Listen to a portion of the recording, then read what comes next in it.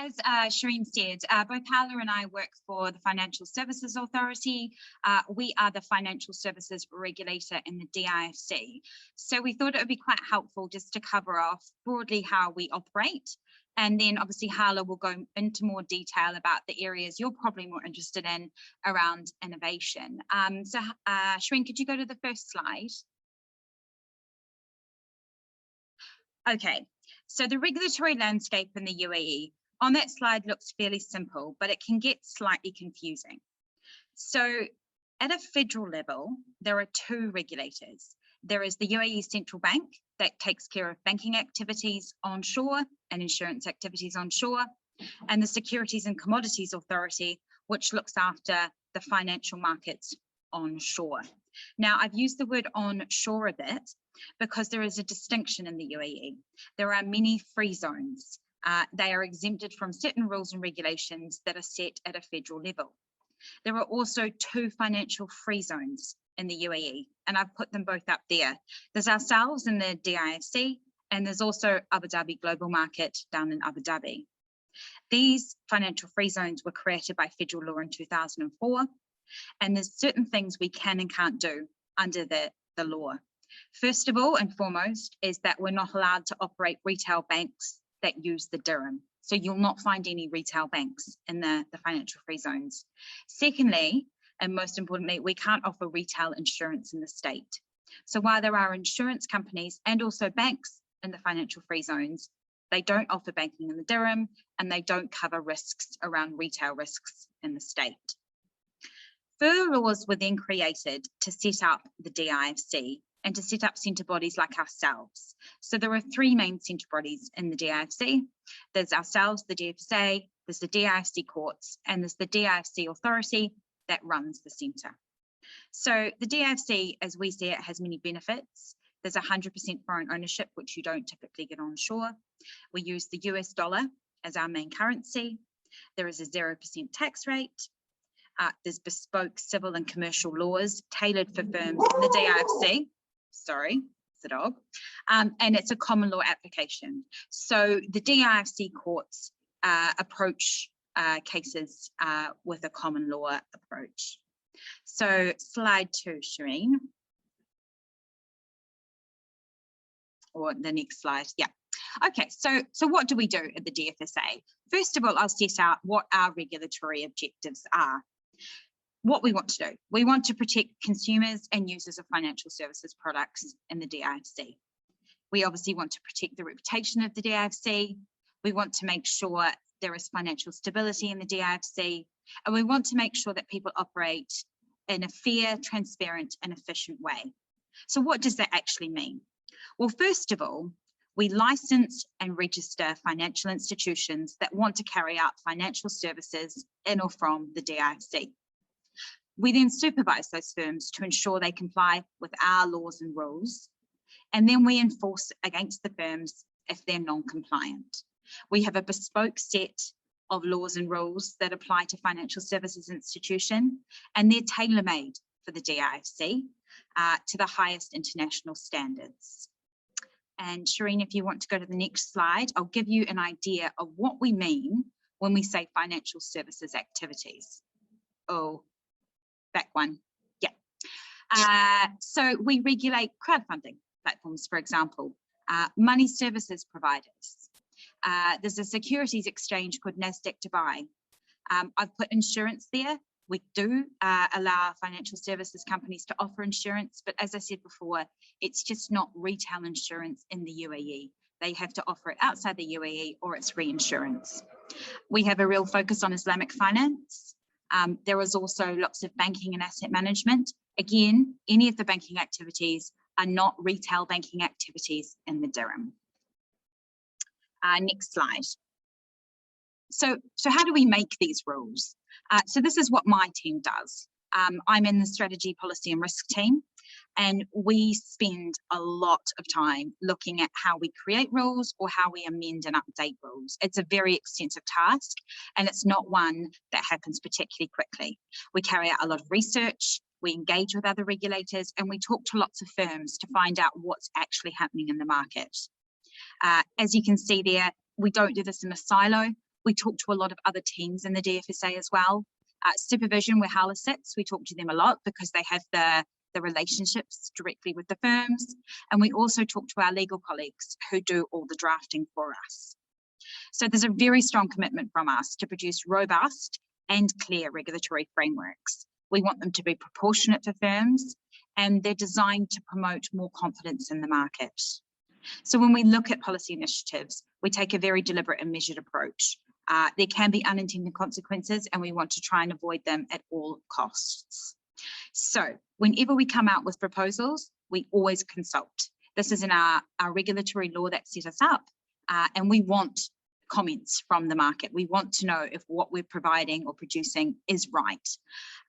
All of our proposals must go to our board for approval. There is a lot of scrutiny given by the board for anything we're going to do. They always look back to the regulatory objectives that we had that I mentioned earlier to make sure that we are producing the right frameworks. All proposed changes must be in line with the federal law. As I said, there's certain things we can't do. We can't go around those. We need to be very careful. And then lastly, we're always looking at our rule book. You know, we've made the rules. We don't just make them and forget them. Are they fit for purpose? Are they working in this day and age? You know, with all the technology developments that we've had, with COVID, are they working? Do we need to change our approach? So we're always looking at that. And next slide. So what might be more interesting to you is what is on our innovation agenda. Oh.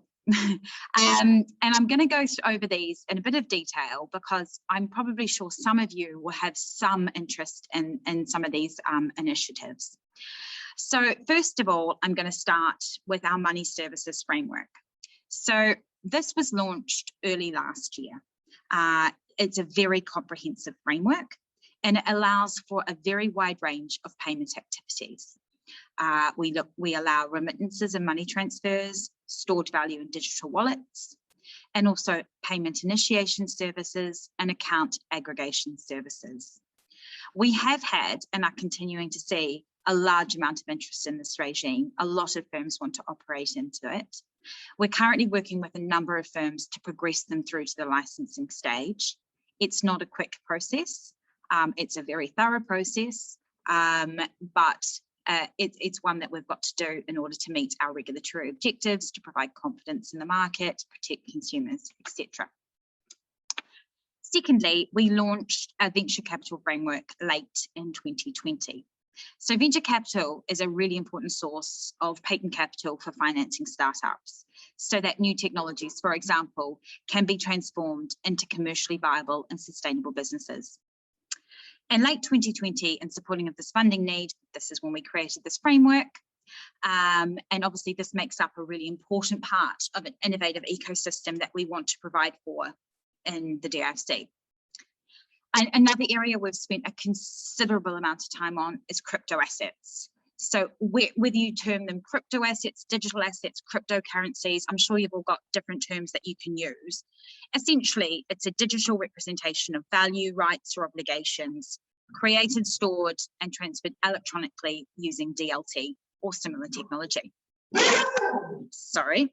So what we've done is we've ventured into the regulation of crypto assets, and the first phase is work on security tokens. So we've actually already issued a consultation paper in March this year.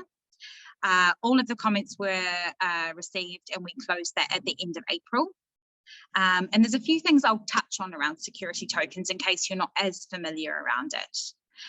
So basically, security tokens are essentially financial instruments that confer or purport to confer rights and obligations. So essentially, they're very similar to conventional investments, but they are tokenized.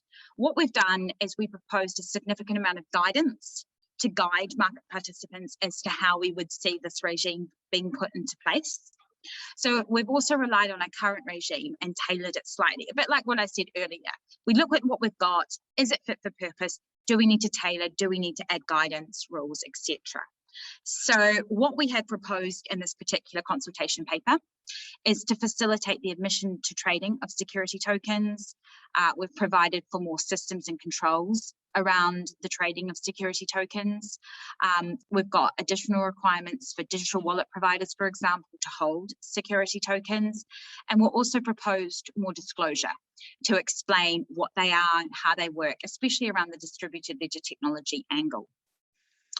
At the moment, we're considering the comments that we received from that consultation, and we're hoping to launch that particular part of the framework in the next month. Now, this is a very big project, this crypto asset project, so it's in 2 phases. So our first phase was security tokens. Our second phase is what I like to aptly name the rest. So the rest of the crypto asset ecosystem, basically. And what is that?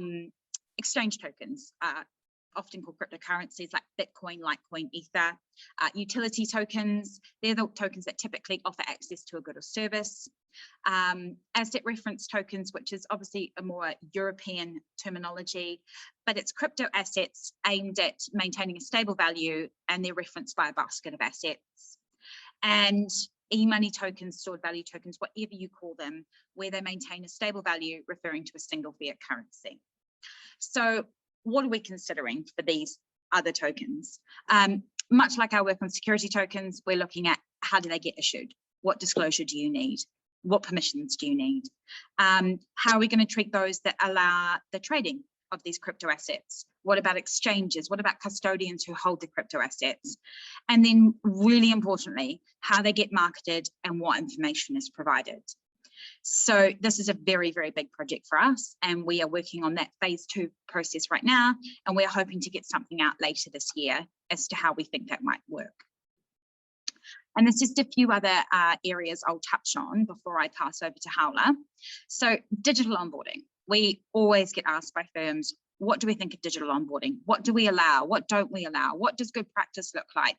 Do we allow selfies when someone has to give their identity, etc.? So what we're doing is we're looking into this. We're talking to other regulators. There's some really good work being done by the Monetary Authority of Singapore and also by the Hong Kong Monetary Authority. And we're looking about whether we can produce some helpful guidance to firms about what we think in this area.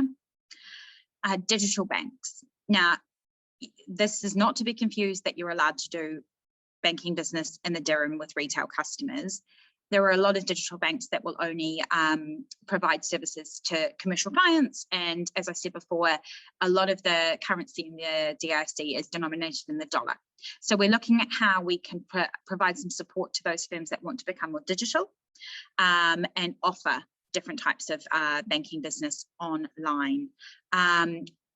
We'll probably look to just slightly tailor what we've already done for banks, but obviously we need to complement that and look at how our rules are going to apply in a digital space. You've probably heard of open banking, application programming interfaces. It's very common in other jurisdictions, specifically in Europe and the UK. So really, APIs are a set of codes and protocols that allow different software components to interact and communicate with each other, and basically allow third-party access to financial information. So the main point of open banking is to really improve a customer's experience and also the value they get from their banking services by letting them share their data with third-party providers. So in the DIFC, we're looking at how we might be able to do something here, mainly from a more corporate SME side. So we're hoping to produce some guidance and something on that later on this year. And then I've got guidance here on technologies. So earlier this month, we actually issued some guidance that we've been working on with the Central Bank of the UAE, who I've mentioned before, the Securities and Commodities Authority, and Abu Dhabi Global Market, to sort of give a bit of an idea about what we expect firms to do and how they dealing with all these technologies. So the enabling technologies that we've looked at are APIs, cloud computing, biometrics in terms of payments and also in terms of identity, big data, AI, and also distributed ledger technology. So these are going to be broad enough to cater to all types of business models, operating models, financial services, etc., across all the firms that we regulate. And we hopefully want to engage with the market more in the next month or two on what they think of these guidelines and how we might be able to improve them. So I'm going to stop talking and I'm going to pass it over to my colleague Howla. But before I do, I just want to introduce what Howla's going to talk about. So she's going to talk about our DFSA's innovation program and our innovation testing license. This is a financial services license. I don't want you to be confused with the DIFC's innovation license, which is a subsidized commercial business license. It's not a financial services license. So even if you get an innovation license to operate in the DIFC, you then have to consider whether you need to get a financial services license on top of that. I just want to be really clear about that. Thank you for that. And we'll obviously take questions after Howla's talked, but I will pass it over to Howla now. Thank you, Liz, and thank you everyone for having us today. Shireen, if you can go to the next slide, please. So as Liz mentioned, I'm going to talk specifically about the Innovation Testing License Program and explain a bit about what it is, its main objectives, and its timeframes. So before talking about the program, let us have a look at the wider DIFC innovation ecosystem, just to know where the ITL program fits. So as you're all aware, the DIFC supports a wide range of innovation through a number of initiatives. For example, the DIFC FinTech Hive runs its own Accelerator program and Startup Bootcamp and the FinTech co-working space. In addition to the newly established DIFC Innovation Hub, which is the largest hub, FinTech hub in the region. So who we are, as mentioned by my colleague Liz, we are the independent regulator for all the financial services in the center. We collaborate with the Hive and we work closely with them. And that is why we're here today. But we are independent of the Hive. We're independent of the DIFC authority. We are the regulators. Next slide, please. Yes. So the DFSA is specifically involved in FinTech across regulated and non-regulated institutions, with the ITL program acting as a flagship initiative. So the ITL is a licensed regulatory sandbox. It was established in 2017, and it provides a controlled environment for firms to develop and test innovative ideas without being subject to the usual or normal regulatory requirements that would typically apply to it as an authorized firm. The DFSA is also on the GFN board. The GFN is the Global Financial Innovation Network, and it's an international network of international regulations and financial regulations and related organizations committed to supporting financial innovation. And we sit on its board and we participate in the cross-border trial testings. The DFSA is also reviewing its approach to SupTech, and it continues to support the RegTech engagement within the DIFC market. And as a RegTech initiative and as part of the DIFC Innovation Month, the DFSA will host the third edition of the RegTech Live virtual event on Wednesday, 16th of June. So we invite you to join us just to hear live demonstrations from RegTech providers, as well as updates from the DFSA with a specific focus on crypto assets and innovation. Next slide, please. Okay, so let us look at the global regulatory approaches to innovation. There are two kinds of sandboxes. There is the innovation testing one, and there is the market expansion one. So under the innovation testing, this is for firms who are not looking to expand their market, but they are looking to enhance the offering that is already there. So for example, in this model, firms have to partner with one of the authorized institutions such as banks. And this is similar to the Monetary Authority of Singapore's model. The other model is about expanding the market and bringing in new innovation with new players. So there are two main pillars under the market expansion sandbox. In both of them, you have to partner with an incumbent, but in one of them, you have license requirements and license restrictions, but on the other one, you have license exemption. Next slide, please. So we don't provide exemptions. That's why we fall within the middle model, where you have to partner with an incumbent and then apply for your license, and we can talk about certain rules that will apply to your license. Next slide, please. Moving on to the main objectives of the ITL program. So the main objective is basically to enable firms conduct live testing. Also maintaining regulatory objectives, maintaining the financial stability, maintaining the integrity of the market and client protection. Another objective is to ensure that firms who are in the ITL develops an appropriate regulatory framework and relevant systems and controls so that this firm is prepared upon completing the ITL program to make or move to a seamless transition from the ITL to an unrestricted license.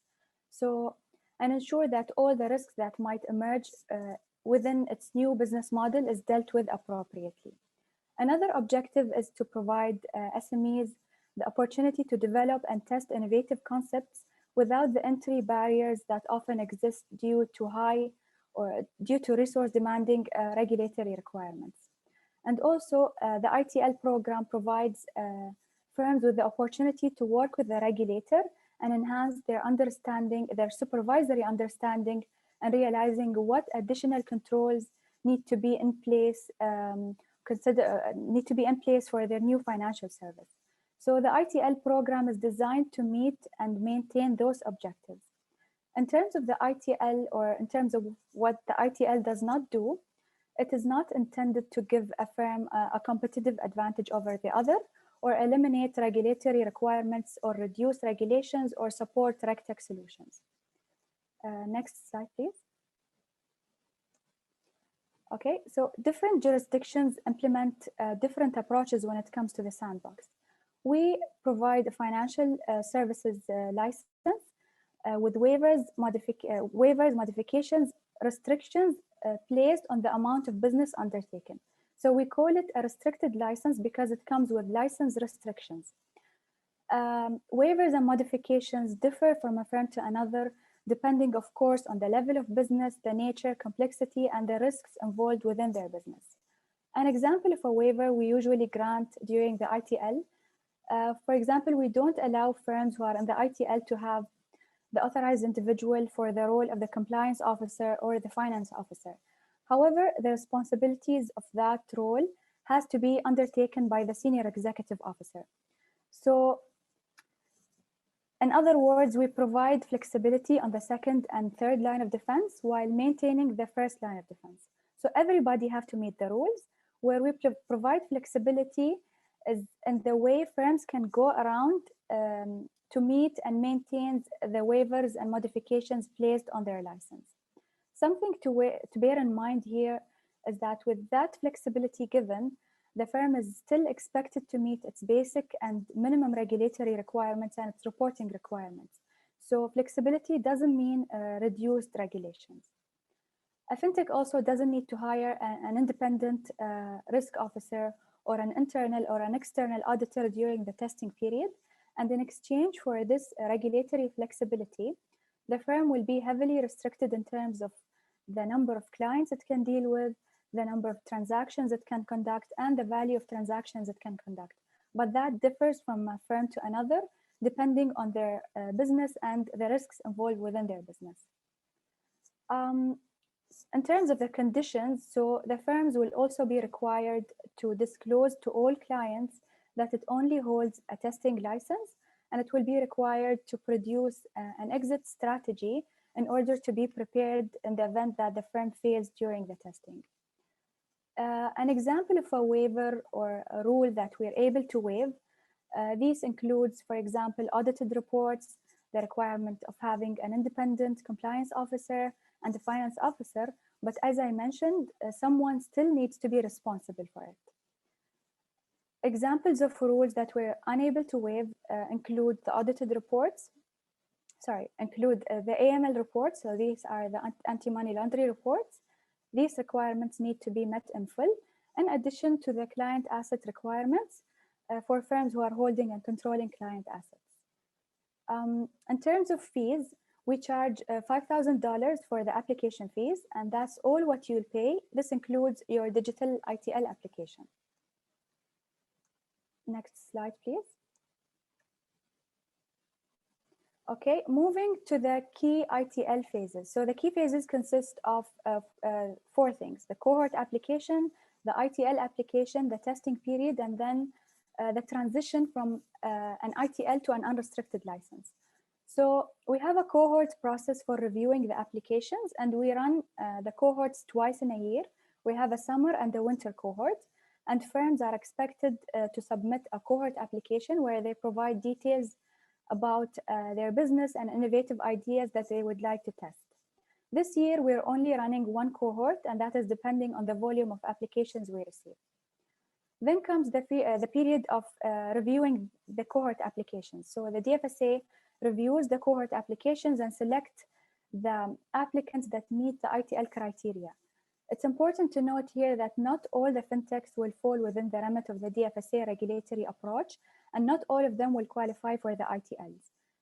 There are certain requirements in place for companies wishing to enter the ITL. For example, there is a requirement to involve a technology-based innovation, a requirement to involve a financial service, and the requirement to be ready or soon to be ready to start testing with customers and industry. So once these cohort applicants are accepted, then they are invited to apply to the ITL application, which would then contain a detailed regulatory testing plan and additional details, including the risk faced by the firm and how they will be mitigated, timeframes, testing objectives, and an exit plan. So these successful ITL applicants are then granted an in-principle approval to operate in a controlled environment, subject to the business restrictions placed on the license. And then comes the period of meeting the in-principle conditions. So all the IP holders have to meet the conditions as set out in their license. For example, they have to obtain the DIFC business license, they have to open the bank account, complete the operational setup requirements, and so on. So once these conditions are met, then the ITLs can enter the testing period and begin testing their business model as set out in the ITL application. And during this testing period, the applicants will be closely supervised and monitored by the DFSA. The duration of the testing period is up to 12 months, but it can be extended to 24 months on an exceptional basis. At the end of the testing, the applicants, the DFSA conducts a final assessment on the ITL holders to test the outcomes and the regulatory preparedness. And finally comes the transition from the ITL to an unrestricted license. So all these ITL holders have to apply to exit the ITL program and move to a normal conventional license. And by that stage, the firm will have to meet all the DFSA requirements that have been previously waived in order to move to an unrestricted license. So there are two possible outcomes of the testing, scenario A and B. Scenario A is a seamless transition, and it can occur when the ITL firm has achieved compliance with the DFSA rules and regulation prior to the end of the testing period. Scenario B is a withdrawal application if the testing was not successful and the firm does not wish to operate in or from the DIFC. Next slide, please. Okay, so finally, in terms of the time frames, so the cohort application or the cohort window is open for 4 weeks, and then the DFSA takes 2 weeks to process and select the firms that meet the ITL criteria and respond. And then those who are selected for the program has 4 weeks to apply to the ITL application. And then we estimate it takes around 6 to 8 weeks to process and review these applications. It's important to note that we try to process the applications as fast as we can, but that's all depending on how responsive the firm is to our requests. Then comes the testing period, and the duration is up to 12 months, but as I mentioned, it can be extended on exceptional basis. Firms then have 4 weeks grace period to submit an ITL exit application, and that is before the testing period ends. And then we estimate it takes around 6 weeks for us to process the ITL exit application internally to move the firm to a full unrestricted license. So this will not be a new license. We will just remove the restrictions and waivers that were previously placed on the license. And then once all of that is done, the firm is ready to being operating under a conventional authorization. Next slide. Finally, further information about the DFSA, about the ITL program, and some useful information can be found on our website, and specifically on this page. So this page will have everything you need to learn more about our ITL program. And by that being said, this is the end of my presentation, and thank you all. We're happy to take on any questions. Okay, thanks for that, Hawla. So obviously we've presented a lot of information to you in the last sort of half an hour. Are there any questions that you've got for us? Obviously, if you don't have any now, you can always follow up, but we're more than happy to answer anything that you've got. You can either put it in the chat, the question, or just speak up.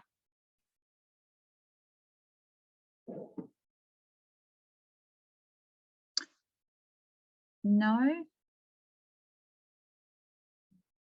Well, fair enough. So I think the best thing we can do is Shireen can just send on any questions you've got to us, and then we can follow up and provide answers. How does that sound, Shireen? Works with me if it works with everyone else. Okay. Oh, no, hang on. We've got somebody. Okay, so I've got two questions here. So Yara said, in the UAE regulatory environment, it seems that regulations might not align, for example, the CB and the DFSA. Good question. So there's a couple of reasons for that. First of all, there's different remits. So the central bank has a retail banking remit for onshore banks, and they also supervise and license money exchange bureaus. We don't do that. So there are always going to be differences in terms of our regulatory remits and also our perimeter. There are some areas where we do regulate the same institutions, but we have a different approach. And that is just because different regulators approach things in different ways. We have a common law framework in the DIFC. We look to other international regulators that we work with very closely to see what sorts of regulations they have in place. The central bank will do something similar, but we often will end up in slightly different places, and that's just the way it is in this country. The venture capital framework, that is definitely not my area of expertise. I suggest you actually talk to the DFC authority. They do a lot of work around funding, and they've also got a fintech fund, and that I think that they are probably the better people to talk to on that one. We just created the regulatory framework to allow for it, but there's others that actually provide the funding. Okay, so you're an Islamic robo-advisor and you've already got an innovation license. I'm going to pass this over to Hawla. So Hawla, it says they're an Islamic robo-advisor, they have an innovation license from the DIFC, they're planning on getting a regulatory license. What is the process and how soon can they get it? So there are two ways of reaching out to the DFSA, either through a conventional license or through the ITL. So you need to figure out under which scenario you're going through, and then you can reach out. For the ITL, you can enter our website, as I mentioned. You can apply there, and for the conventional license, you can reach out to any of the DFSA colleagues, and we can take it from there. In terms of how soon you can get it, it really depends on your business and what you're proposing. It also depends on our assessment. I think it usually takes around 6 to 9 months to get a conventional license, and I'm not really sure about the time frame. As I mentioned, it depends on how prepared the firm is. But yeah, this is the estimate time frame for it.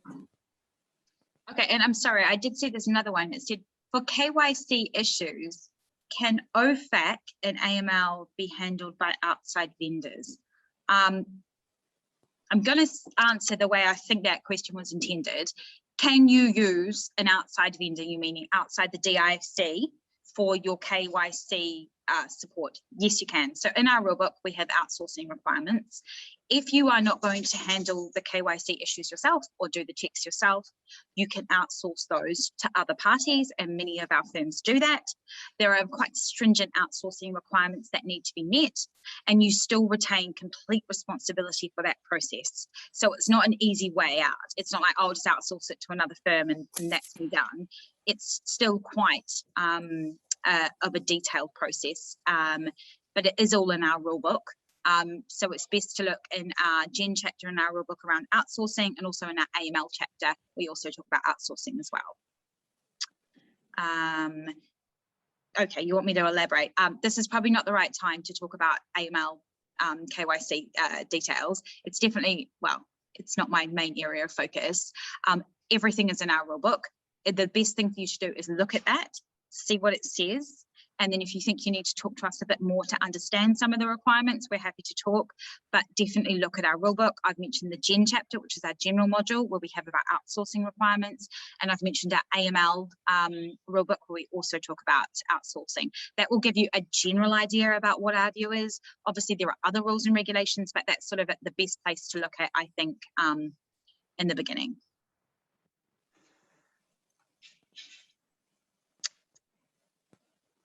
Right. I think that's it. Okay, Shireen, we might end it there. And obviously we'll be in touch if anyone needs us.